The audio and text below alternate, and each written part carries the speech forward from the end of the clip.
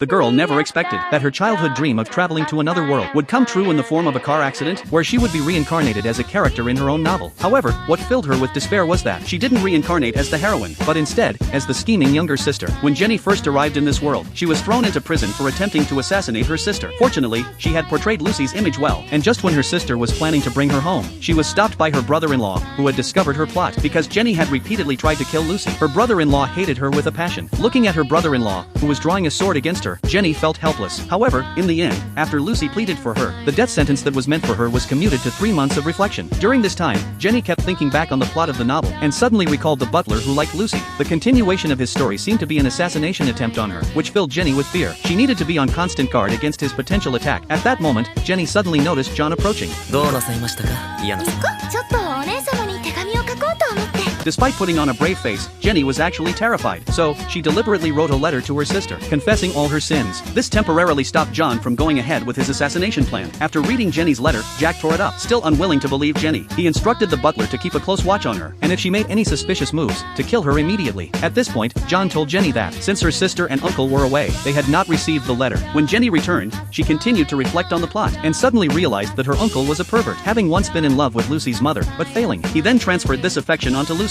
It seemed that this trip was aimed at getting Lucy for himself. At first, Jenny didn't want to interfere with the plot, but remembering her sister, who had helped her, she decided to save her. So, under the cover of night, she rode quickly toward the location she remembered. Meanwhile, her uncle had already taken the two of them out to the outskirts, planning to hold a fake wedding for them. Just as they were about to complete the ceremony, her uncle took the opportunity to stab Jack with a knife. In the nick of time, Jenny arrived, and, in her uncle's shocked gaze, sent him flying.